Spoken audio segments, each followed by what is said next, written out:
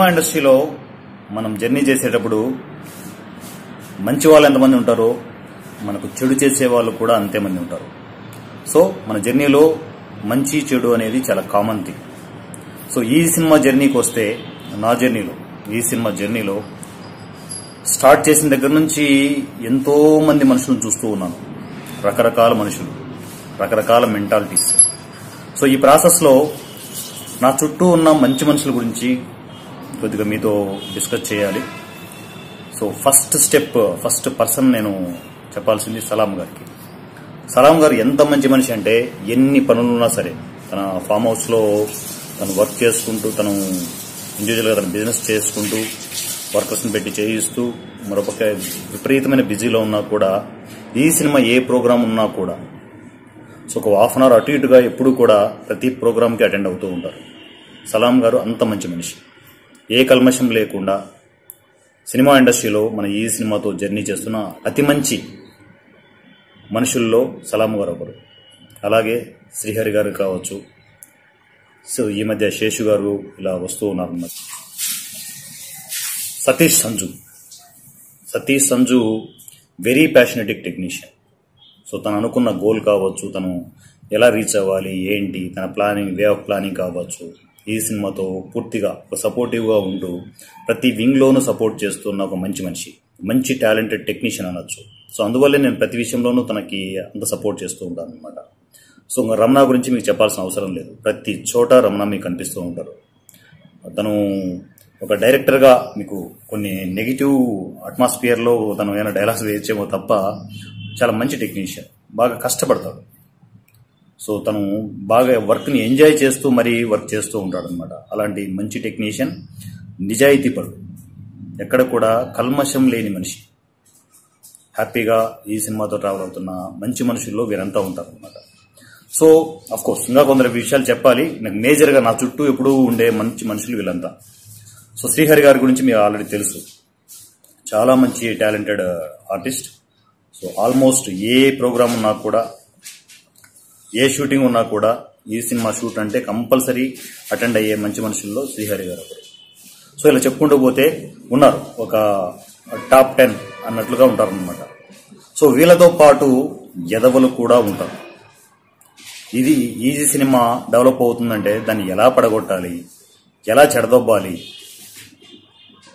ఈ cinema down అయిపోతూ ఉంటే చూడాలనుకునే ఎంతో మంది ఎదవలు మన చుట్టూనే, నా చుట్టూనే తిరుగుతూ ఉంటారు. కానీ వాళ్ళు తెలుసు, వాళ్ళు చేస్తున్నారని కూడా తెలుసు, వాళ్ళు ఈ సినిమాను డిస్టర్బ్ చేయాలని ఎన్నో ప్రయత్నాలు చేస్తున్నారని కూడా తెలుసు. సో నేను కరెక్ట్గా డైరెక్ట్గా చెప్పేది ఏంటంటే, మంచి మనిషి విషయం పక్కన పెట్టి వాళ్ళ గురించి మనం డిస్కస్ చేయాల్సిన అవసరం లేదు. ఇలాంటి ఎదవల గురించి మనం డిస్కస్ చేయాలంటే డైరెక్ట్గా నా చుట్టూ తిరుగుతూ, సార్ మీరు సూపర్ బంపర్ అని చెప్పేసి, మీరు దేవుడు సార్, 10 మందికి హెల్ప్ చేస్తున్నారు, మీరు చాలా ఎత్తుకు ఎదగాలని చెప్పేసి ముందు చెబుతూ వెనకల గొయ్యి తవ్వే ఎదవలు చాలా మంది నా చుట్టూనే ఉన్నారు. సో అలాంటి ఎదవలందరికీ నేను డైరెక్ట్గా చెప్పేది ఏంటంటే, ఈ సినిమా మీరు అనుకుంటే పడిపోదురా, ఈ సినిమా మీరు అనుకుంటే పడిపోదు. ఎందుకంటే అది ఒక ప్రొడక్షన్ కంపెనీ కాదు, మనలాంటి 10 మంది ఆర్టిస్టులకి, టెక్నీషియన్లకి అన్నం పెట్టే ఒక ప్లాట్ఫామ్. 10 మంది మంచి కోరే ఏ పని కూడా ఎప్పుడూ ఫెయిల్యూర్ అవ్వదు. దీన్ని మర్చిపోతున్నారు మీరు. 10 మంది బాగుపడాలి, 10 మంది నిలబడాలి అని చెప్పి ఒక ప్రయత్నం చేసే ఏ ప్రయత్నం కూడా అంత ఈజీగా ఫెయిల్యూర్ అవ్వదు. ఇది గుర్తుపెట్టుకోండి. మీరు ఎంతో మంది మాయమాటలు చెప్పేసి ఇక్కడికి వచ్చే ఆర్టిస్టులు కావచ్చు, టెక్నీషియన్లకు కావచ్చు మ్యానిపులేట్ చేసి, ఎందుకంటే వాళ్ళు కొత్తగా వచ్చేవాళ్ళు, ఏం తెలియదు, ఏదో ఇక్కడ సాధిద్దామని చెప్పేసి ఏదో కసితో వస్తారు.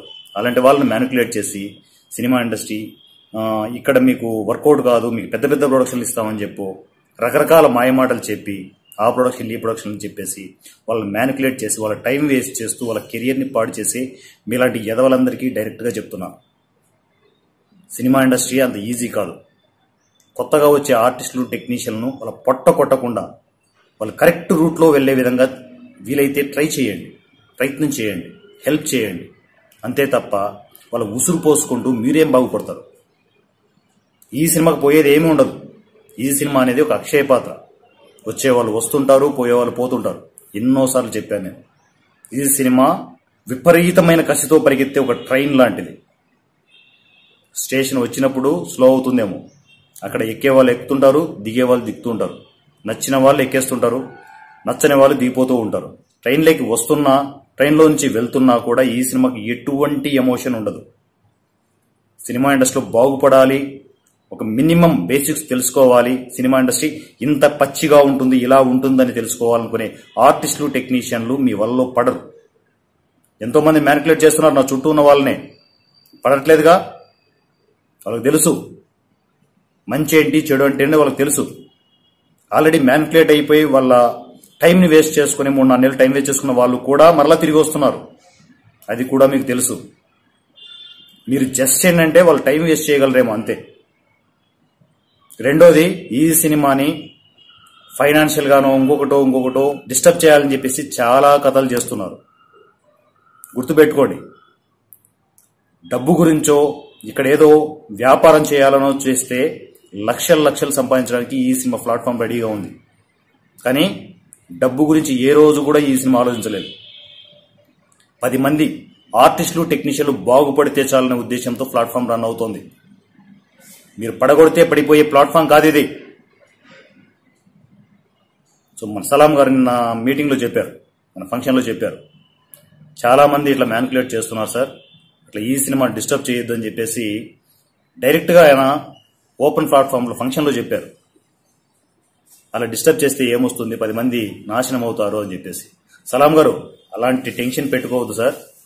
ఈ సినిమా ఈ ఎదవలంతా చేస్తే పడిపోయే ప్లాట్ఫామ్ కాదు ఇది. 10 మందికి అన్నం పెట్టే ప్లాట్ఫామ్ ఇది.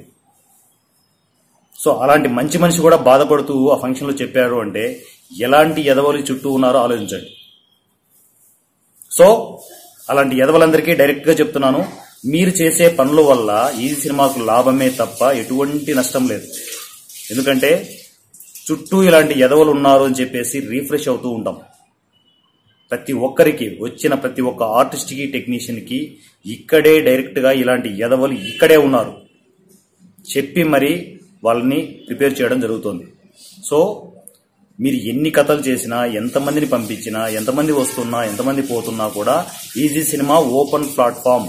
మరొక విషయం ఏంటంటే, మా లలిత ఎన్నోసార్లు చెప్తుంటాను నేను, ఈ సినిమా చెల్లి అని చెప్తుంటాను నేను. తన నిన్న వచ్చేసి ఎవరో ఇట్లా డిస్కస్ చేశారనయ్య, 2 months రెంట్ పే చేయాలంట చెప్పి హరీబరీగా వచ్చింది. సో లలిత, నువ్వు కంగారు పడద్దమ్మా. ఈజీ సినిమా ఎప్పుడు కూడా పేమెంట్ ప్రతి నెల 10th మీ పేమెంట్ రెడీ ఉంటుంది. ఎవరైతే మన ఓనర్స్ ఉన్నారో, ఈ సినిమా బిల్డింగ్ ఓనర్స్ ఉన్నారో, వాళ్ళు హ్యాపీగా 10th వచ్చేసి పేమెంట్ తీసుకుని వెళ్ళిపోండి. ఎందుకంటే ఫస్ట్కే పేమెంట్ రెడీ అయ్యి ఉంటుంది. నేను ఆ పేమెంట్ పక్కన పెట్టేసిన తర్వాత నా చిత్తు కాగితాలతో సమానం. మరలా వినండి, చిత్తు కాగితాలతో సమానం. 10th వచ్చేసి పేమెంట్ హ్యాపీగా పట్టుకుని వెళ్ళిపోవచ్చు. వాళ్ళు మనిషిని పంపిస్తారు జనరల్గా, నీకు కూడా ఆ విషయం తెలుసు. మనిషిని పంపిస్తే వాళ్లకు పేమెంట్ ఇవ్వాల్సి ఉంటుంది. సో ఈ మంత్ ఎలక్షన్స్ ప్రిపరేషన్ అని చెప్పేసి వాళ్ళ నుంచి ఫోన్ చేయలేదు. ఎన్నోసార్లు మా నుంచే ఫోన్ వెళ్ళింది, మనిషిని పంపించలేదు. గత 20 రోజులుగా ఆ పేమెంట్ అక్కడే పడి ఉంది. ఈజీ సినిమా పేమెంట్ల విషయంలో చాలా క్లియర్ కట్ ఉంటుంది. సెకండ్ టు సెకండ్ పేమెంట్ అక్కడ ఉంటుంది. సో దయచేసి నువ్వు బాధపడద్దమ్మా, పేమెంట్ విషయంలో నువ్వు కంగారు పడద్దు. ఈజీ సినిమా చాలా క్లియర్గా ఉంటుంది. ఈ సినిమా ప్రాసెస్ చాలా క్లియర్గా ఉంటుంది. రెంట్ విషయంలో కావచ్చు, పేమెంట్స్ విషయంలో కావచ్చు, ఫైనాన్షియల్ ట్రాన్సాక్షన్స్లో ఈజీ సినిమా చాలా క్లియర్ కట్గా ఉంటుంది. సో దయచేసి సలాం గారు కావచ్చు, లలిత కావచ్చు, ఎవరు కూడా ఎక్కడా కంగారు పడద్దు. ఈజీ సినిమా మన ఫ్యామిలీ, దాన్ని ఎలా నడపాలో నాకు బాగా తెలుసు. ఏ ఎదవలు డిస్టర్బ్ చేయకుండా ఆ ఎదవల్ని నేను ఎలా డిస్టర్బ్ చేయాలో నాకు తెలుసు. సలాం గారు కావచ్చు, శ్రీహరి గారు కావచ్చు, లలిత కావచ్చు, ఎవరు కూడా మీరు డిస్టర్బ్ అవ్వద్దురా, ప్రతిదీ నేను చూసుకుంటాను. ఎందుకంటే ఈ సినిమా డిస్టర్బ్ చేయాలంటే 10 సార్లు పుట్టాలి. డైరెక్ట్గా చెప్పండి వాళ్ళకి, ఈ సినిమా డిస్టర్బ్ చేయాలంటే 10 సార్లు పుట్టాలి కొడుకులు. ఈజీ సినిమా ఇంతే ఓపెన్ గా ఉంటుంది. ఎందుకంటే ఇలాంటి మంచి మనుషులు బాధపడుతున్నారని చెప్పేసి special video. Thank you so much. Me Varanasi Surya. Thank you.